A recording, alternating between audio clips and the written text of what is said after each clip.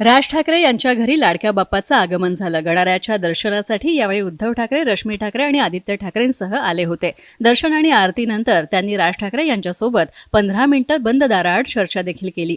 मुख्यमंत्र्यांचं शासकीय निवासस्थान असलेल्या वर्षा बंगल्यावर देखील गणाऱ्याची प्राणप्रतिष्ठा करण्यात आली।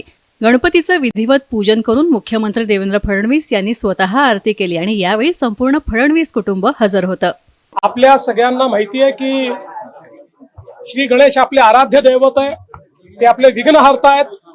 त्यामुळे विघ्नहर्ता आपल्या देशावर, आपल्या राज्यावर येणारे सर्व विघ्न हरवत समाजातल्या प्रत्येक व्यक्तीची मनोकामना पूर्ण होण्याकरता विघ्नहर्ता आम्हाला आशीर्वाद देवोत, अशा प्रकारची विघ्नहर्त्याच्या चरणी मी प्रार्थना करतो। राज्यपाल CP राधाकृष्णन यांनी राज्यपालांचं निवासस्थान असलेल्या राजभवनामध्ये बाप्पाचं स्वागत केलंय। राजभवनातील अधिकारी आणि कर्मचारी यांच्यासह गणरायाची आरती सुद्धा करण्यात आली। पर्यटन मंत्री शंभूराज देसाई यांच्या साताऱ्यातील निवासस्थानी बाप्पांचं भव्य मिरवणूक काढून पारंपरिक वाद्यांच्या गजरात मोठ्या उत्साहात आगमन झालं।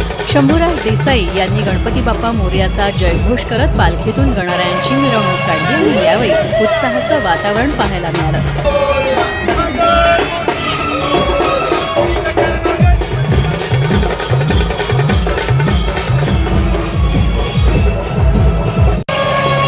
आमचा गणपती बसताना हा पूर्ण तामझाम मध्ये बसतो। म्हणजे पारंपरिक जी पद्धत आमची आहे, म्हणजे छत्रपती शिवाजी महाराजांच्या काळापासून जी मरळीच्या वाड्यामध्ये गणपती बसायची पद्धत आहे, तीच पालखीतनं गणपती आमचा येतो।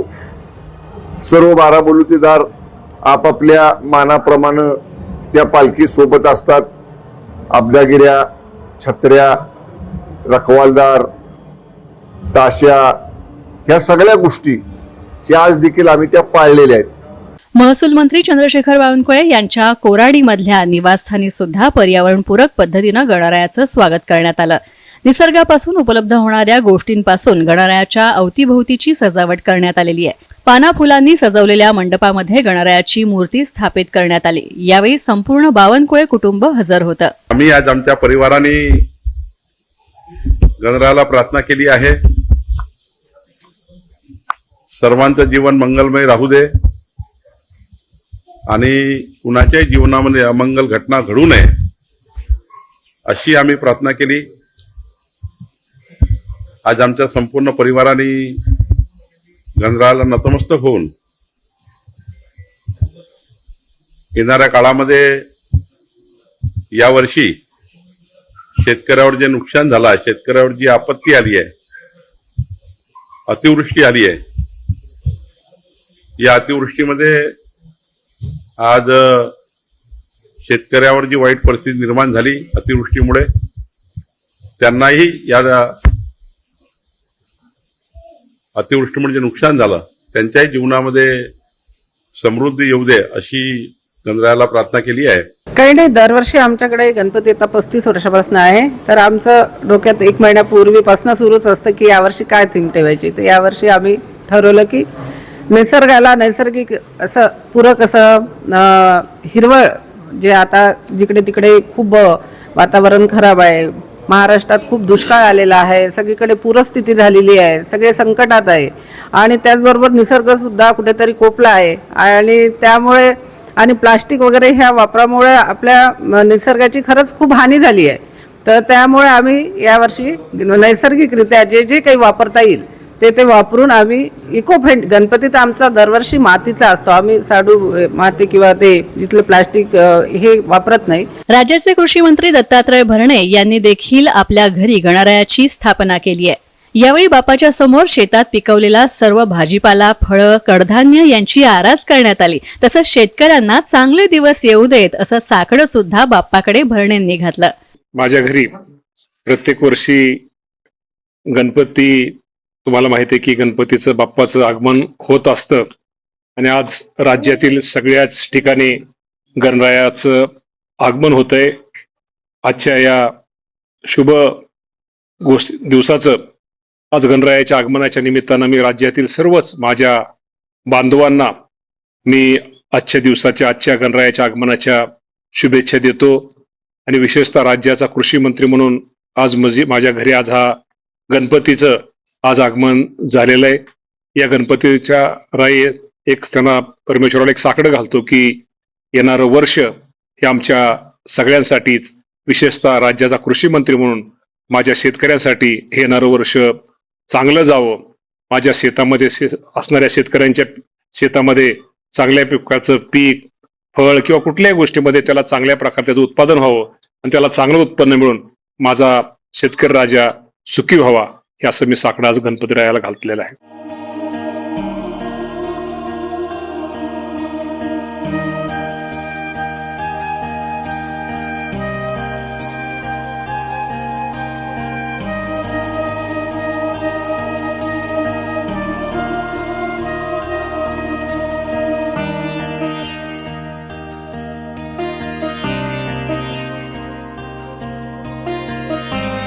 अन्न व नागरी पुरवठा मंत्री छगन भुजबळ यांनी सहकुटुंब सहपरिवार मुंबईतील माझगावच्या अखिल अंजिरवाडी सार्वजनिक गणेशोत्सव मंडळामध्ये गणेशाची प्राणप्रतिष्ठा केली.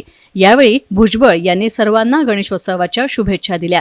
जलसंपदा आणि आपत्ती व्यवस्थापन मंत्री गिरीश महाजन यांच्या निवासस्थानी देखील गणपती बाप्पा विराजमान झालेत. यावेळी विधिवत पूजन करून गणरायाची आरती करण्यात आली. खऱ्या अर्थाने विघ्नहर्ता हा गणरायाचा आहे, त्याच्या मर्जीशिवाय काही होऊ शकत नाही आणि म्हणून त्याचं आगमन या ठिकाणी झालं. 10 दिवस मोठ्या जल्लोषामध्ये या ठिकाणी 10 दिवस सगळं वेगवेगळे देखावे या ठिकाणी आहेत, मिरवणुका त्या ठिकाणी दररोज निघतील आणि तरुणाईमध्ये सुद्धा एक वेगळ्या प्रकारचा जल्लोष या ठिकाणी आहे आणि 10 दिवस आम्ही अतिशय जोरात वाजत गाजत त्या गणरायाचं स्वागत आम्ही या ठिकाणी करू आणि त्याचं विसर्जन करू. माजी केंद्रीय मंत्री आणि खासदार नारायण राणे यांच्या घरी देखील गणरायाचं आगमन झालं. यावेळी कुटुंबियांसमवेत त्यांनी श्रींची पूजा आरती केली. यावेळी त्यांचे सुपुत्र आणि मंत्री नितेश राणे देखील उपस्थित होते. गणेश चतुर्थीच्या दिवशी गणरायाचं आगमन केलंय आणि येणारी 5 दिवस मुंबईत आणि 11 दिवस गावी आम्ही गणपतीची सेवा करणार आहोत. वनमंत्री पंकजा मुंडेंनी मुंबईतील आपल्या निवासस्थानी ढोल ताशांच्या गजरामध्ये गणरायाचं मनापासून स्वागत केलं. यावेळी त्यांचे कार्यकर्ते देखील मोठ्या संख्येनं उपस्थित होते. विशेष म्हणजे त्यांच्या मुलाच्या हस्ते पूजाविधी करण्यात आले. माझ्या घरगुती गणपतीचं आगमन आज झालेलं आहे. प्रचंड पाऊस आहे मुंबईमध्ये आणि पावसातच नेहमी गणेशाचं आगमन होतं. फार पवित्र आणि खूप सकारात्मक असं वातावरण वाटतंय आणि मला आठवतंय की 1995 साली रामटेकमध्येच गणपती आम्ही बसवला होता आणि आज परत 2025 मध्ये रामटेकमध्ये गणपती बसवते. हा पण एक माझ्यासाठी खूप सुंदर योग आहे, खूप सुंदर आठवणींना उजाळा देणारा योग आहे.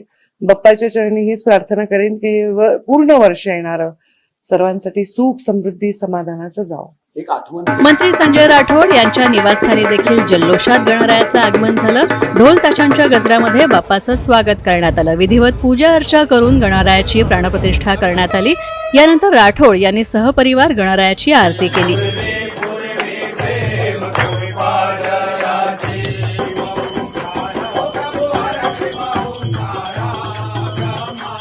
नाना पटोले यांच्याही घरी बाप्पाचं आगमन झालं. राज्य सरकारला गणराय सद्बुद्धी देवो, जरांगे पाटलांच्या मागण्या मान्य होऊन आंदोलन थांबावं अशी अपेक्षा पटोलेंनी व्यक्त केली. बघा, राज्याच्या सरकारला सद्बुद्धी येऊ आणि जरांगे पाटलाचं जे आंदोलन सुरू झालेलं आहे त्यांच्याकडे जाऊन तिथंच हे आंदोलन थांबून त्यांच्या काय मागण्या आहेत त्याला कसा मार्ग काढता येईल त्याचा प्रयत्न या सरकारने केला पाहिजे. तर परिवहन मंत्री प्रताप सरनाईक यांच्या ठाण्यातल्या घरी गणपतीचं आगमन झालं आणि त्यांनी सपत्नीक बाप्पाची पूजा केली. तर युवा सेना कार्याध्यक्ष पूर्वेश सरनाईक आणि विहंग सरनाईक हे देखील सपत्नीक पूजेला बसले होते. वनमंत्री गणेश नाईक यांच्या हस्ते वाशीमधील महाराजा सार्वजनिक गणेशोत्सव मंडळाच्या गणरायाची प्राणप्रतिष्ठा करण्यात आली आहे. तर यावेळी गणेश नाईक यांनी कुटुंबियांसह गणरायाची आरती केली. यावेळी सर्व नागरिकांचं संकट दूर व्हावं हीच प्रार्थना केल्याची प्रतिक्रिया वनमंत्री गणेश नाईक यांनी दिली. संपतराव शेवाळे यांच्या नेतृत्वाखाली गेली 41 वर्ष जो सार्वजनिक गणेशोत्सव सेक्टर 17 मध्ये आयोजित करण्यात आला आहे आणि पुढे तो आयोजित करण्यात येणार आहे. एकूणच शिस्तबद्ध वातावरण, मंगलमय वातावरण आणि सर्व घटकांना आनंद देणारा परिसर त्याच्यामुळे ह्या गणपतीच्या दर्शनाला लाखो लोक येतात आणि ही परंपरा अखंड अशीच कायम राहील. शिवसेना आमदार दीपक केसरकर यांच्या सावंतवाडीच्या निवासस्थानी देखील गणरायाचं आगमन झालं. केसरकर यांनी कुटुंबियांसमवेत गणेशाचं विधिवत पूजन केलं, आरती केली. राज्यातला शेतकरी सुखी समृद्ध होऊ दे आणि त्याच्यावरचं विघ्न टळू दे असं साकडं केसरकरांनी घातलं. मनोज दादा अतिशय माझ्या जवळचे आहेत. माझं त्यांना एवढंच सांगणं आहे की शेवटी तुमच्या मागण्या न्याय आहेत, त्याच्यावर अनेक वेळेला विचार झालेला आहे, त्याच्यावर अनेक निर्णय सुद्धा झालेले आहेत. काही निर्णय मागे सुद्धा राहतात. अशा वेळेला हे सणासुदीचे दिवस आहेत, तुम्ही जनतेसाठी काम करणारे नेते आहात, तर तुम्ही जे कोर्टाने निर्देश दिलेले आहेत, त्या सरकारने जे आपल्याला वेळोवेळी विनंती केलेली आहे त्याचा सुद्धा मान ठेवावा. आणि चांगल्या रीतीने आंदोलन होत असताना सुद्धा असं म्हटलं जातं की everything is well that ends well. ज्याचा शेवट गोड असतो ते सगळंच गोड असतं. त्याच्यामुळे शेवट गोड असावा अशी अपेक्षा आहे. त्याच्यामुळे त्यांनी सरकारच्या विनंतीला मान द्यावा आणि आंदोलनामध्ये चर्चेच्या द्वारे हे आंदोलन सोडवावं आणि त्याच्याचबरोबर कोर्टाने जे नॉर्म्स घालून दिले आहेत त्याचं सुद्धा पालन केलं जावं. राष्ट्रवादीचे आमदार अमोल मिटकरी यांच्या अकोल्यातील निवासस्थानी बाप्पाचं आगमन झालं. टाळ मृदुंगाच्या गजरामध्ये वाजत गाजत बाप्पाचं स्वागत करण्यात आलं. विशेष म्हणजे वारकऱ्यांची दिंडी काढत गणरायाचं आगमन झालं. यावेळी स्वतः अमोल मिटकरी टाळ वाजवत भजनात दंग झाल्याचं पाहायला मिळालं.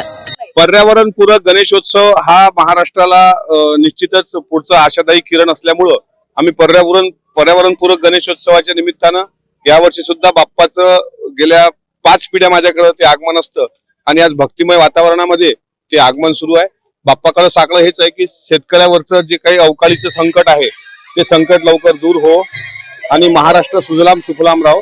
महाराष्ट्रामध्ये कुठलंही संकट महाराष्ट्रावर येऊ नये. काँग्रेसचे गटनेते आमदार सतेज पाटील यांच्या घरी गणपती बाप्पाचं उत्साही वातावरणात आगमन झालं, तर कसबा बावळातल्या त्यांच्या निवासस्थानी बाप्पा विराजमान झालेले आहेत. यावेळी DY पाटील समूहाचे अध्यक्ष डॉक्टर संजय पाटील आणि माजी आमदार ऋतुराज पाटील यांच्यासह कुटुंबातील सगळे सदस्य हजर होते. सर्वांना शुभेच्छा. विघ्नहर्ता म्हणून गणरायाचं आगमन आज आपण उत्साहानं महाराष्ट्रामध्ये, देशामध्ये, परदेशामध्ये आपण करतो. माझी विघ्नहर्त्याजवळ एवढीच प्रार्थना आहे की महाराष्ट्रातल्या सामान्य माणसाची दुःख नष्ट होत, महाराष्ट्रातल्या सामान्य माणसाला आनंद आणि समृद्धी या ठिकाणी मिळो, हीच गणरायाचरणी प्रार्थना असणार आहे. आणि पुढचे 10 दिवस आपण अत्यंत उत्साहानं, शांततेनं महाराष्ट्रामध्ये हा गणेश उत्सव अत्यंत उत्साहपूर्वक साजरा करू, यासाठी शुभेच्छा. रयत क्रांती संघटनेचे अध्यक्ष सदाभाऊ खोत यांच्या इस्लामपूरमधल्या घरी गणपतीची प्रतिष्ठापना करण्यात आलेली आहे. मोठा उत्साह यावेळी दिसत होता. तर यावेळी सदाभाऊ खोत यांनी कुटुंबियांसमवेत गणरायाची पूजा केली, गणरायाचे आशीर्वाद घेतले. यावेळी समस्त खोत कुटुंबीय हजर होते. जळगावच्या मुक्ताईनगरमध्ये फार्म हाऊसवर एकनाथ खडसे यांनी आपल्या पत्नीसह विधिवत पूजा करत गणरायांचं स्वागत केलं. महाराष्ट्रामध्ये शेतकरी नागरिक महागाईने त्रस्त आहेत. अशा काळामध्ये सर्वांना दिलासा मिळावा अशी प्रार्थना एकनाथ खडसे यांनी गणरायाकडे केली. दरवर्षीप्रमाणे यावर्षी उत्साहामध्ये साऱ्या सहपरिवार सहकुटुंबासह या ठिकाणी आम्ही स्थापना केलेली आहे. गणपती हा विघ्नहर्ता आहे, सर्वांचे विघ्न दूर करणारा आहे आणि मी गणपतीला या निमित्तानं प्रार्थना करणार आहे की या देशावर, या महाराष्ट्रावर कृपा कर. आणि आज शेतकरी अडचणीमध्ये, शेतमजूर अडचणीमध्ये, बेरोजगार अडचणीमध्ये आहे. सर्व समाजातल्या क्षेत्रामधले सर्व नागरिक हे महागाईनं त्रस्त झालेले आहे. अशा कालखंडामध्ये त्यांना दिलासा मिळावा, त्यांचं संकट दूर व्हावे, या दृष्टिकोनातून आम्हाला आशीर्वाद द्यावा. भाजप नेते कपिल पाटील यांनी त्यांच्या घरी 10 दिवसांच्या गणपती बाप्पांचं स्वागत केलं. तर मोठ्या भक्तिमय वातावरणामध्ये प्राणप्रतिष्ठा करण्यात आली, आरती संपन्न झाली आणि अतिशय सुंदर असा देखावा पाटील यांच्या कुटुंबियांनी उभारलेला आहे. माझ्या घरी आज गणपती बाप्पाची स्थापना झालेली आहे. फार उत्साहामध्ये सगळ्या देशामध्ये हा गणेशोत्सव आपण साजरा करत असतो. खऱ्या अर्थाने गणपती बुद्धीची देवता आहे, विघ्नहर्ता आहे. म्हणून आजच्या दिवशी गणपती बाप्पाच्या चरणी प्रार्थना केलेली आहे की देशावर कोणत्याही प्रकारचं संकट येऊ नये, देशामध्ये राहणाऱ्या प्रत्येक नागरिकाच्या घरी सुख, समृद्धी, शांती यावी असा आशीर्वाद गणपती बाप्पाने सगळ्यांना द्यावा. भाजप नेत्या नवनीत राणा यांच्या अमरावतीच्या निवासस्थानी गणपती बाप्पाचं वाजत गाजत आगमन झालं. लाडक्या गणपती बाप्पाची यावेळी नवनीत राणा यांनी पूजा अर्चा केली तर आरती करत एकच जल्लोष साजरा केला. गणपती बाप्पा सगळ्यांना सुखी समाधानी ठेवेल आणि सगळी विघ्न दूर करील अशी प्रार्थना नवनीत राणा यांनी केली. सगळे याच उत्साहाने दरवर्षी आम्ही गेल्या 13-14 वर्षापासून आपले घरात स्थापना करतो आणि जिथे जिथे आम्ही जातो ते खूप उत्साह आपली पिढीमध्ये आणि आपली जी संस्कृती आहे ते सगळे जपण्याचा प्रयत्नही सुद्धा करतात आणि खूप उत्साहाने महाराष्ट्रामध्ये आणि प्रत्येक ठिकाणी अब्रॉडमध्ये सुद्धा जेव्हा आम्ही व्हिज्युअल पाहतो तर तिथेही सुद्धा एवढेच उत्साहाने गणेशरायाचं स्थापना होत. राष्ट्रवादी काँग्रेस पार्टीचे शरदचंद्र पवार पक्षाचे नेते जयंत पाटील यांच्या मुंबईच्या निवासस्थानी देखील लाडक्या गणरायाचं आगमन झालं. यावेळी मोठ्या भक्तिभावानं पूजा करत त्यांनी गणरायाच्या मूर्तीची प्राणप्रतिष्ठा केली. खासदार अशोक चव्हाण यांच्या मुंबईतील निवासस्थानी दरवर्षीप्रमाणे यंदा सुद्धा मोठ्या उत्साहात गणरायाची प्रतिष्ठापना करण्यात आली. जी परंपरा त्यांच्या आईवडिलांनी सुरू केली होती तीच कायम ठेवण्यात आली आहे. तर सर्वसामान्य माणसांचं कल्याण व्हावं, सुख समृद्धी सर्वांच्या घरी नांदावी अशी प्रार्थना अशोक चव्हाण यांनी गणरायाच्या चरणी केली. आज दरवर्षीप्रमाणे यंदाही आमच्या निवासस्थानी गणपती बाप्पांचं आगमन झालेलं आहे. मोठ्या उत्साहामध्ये आनंदामध्ये आम्हा सर्व चव्हाण कुटुंबियांनी गणरायाचं स्वागत केलं. आज पूजा अर्चा झालेली आहे आणि 10 दिवस पुढचे हे संपूर्ण देशामध्ये गणेशोत्सव मोठ्या आनंदाने भक्तिभावाने साजरा केला जातो. त्याचप्रमाणे आमच्याही घरामध्ये 10 दिवस उत्साहाचं वातावरण नेहमीच असतं, पण आनंदाचं वातावरण आहे, उत्साहाचं वातावरण आहे. गृहराज्यमंत्री योगेश कदम यांच्या खेड तालुक्यातील जामगे इथं निवासस्थानी श्री गणेशाची विधिवत प्रतिष्ठापना करण्यात आली. गणपती बाप्पाच्या आगमनामुळे घरात आनंदमय आणि मंगलमय वातावरण निर्माण झालंय. यावेळी शिवसेनेचे ज्येष्ठ नेते रामदास कदम देखील हजर होते. बाप्पाच्या भक्तीत सर्वसामान्य नागरिकांपासून राजकारणी ते सिनेकलाकार सुद्धा तल्लीन झाल्याचं पाहायला मिळतंय. अभिनेता आणि शिवसेनेचे नेते गोविंदा यांच्या घरी सुद्धा लाडक्या गणरायाचं आगमन झालं. यावेळी गोविंदानं सपत्नीक गणरायाची पूजा केली. दोघांनीही मिळून पूजा केल्यामुळे वेगवेगळ्या चर्चांना आता पूर्णविराम मिळालाय. दोघांनीही अत्यंत आनंदात हा सोहळा साजरा केला. गोविंदा बड़े हो रहे थे, मतलब करियर वाइज में, तब उन्होंने प्रथा रखा था हमारे ऑफिस में गणपति बैठते थे और यशवर्धन का नेक्स्ट मंथ पिक्चर का शूटिंग स्टार्ट हो रहा है तो मैंने बोला इस साल मेरा बेटा लेके आएगा क्योंकि मैं चाहती हूँ कि यशवर्धन गोविंदा की तरह खूब नाम इज्जत शोहरत कमाए, सबका प्यार कमाए, इसलिए मैंने इस बार यश के हाथ से स्थापना कराया। और मेरे गणेश जी भी बाल स्वरूप है, जैसे जैसे यश बढ़ेगा वैसे वैसे उनका उम्र भी बढ़ता रहेगा।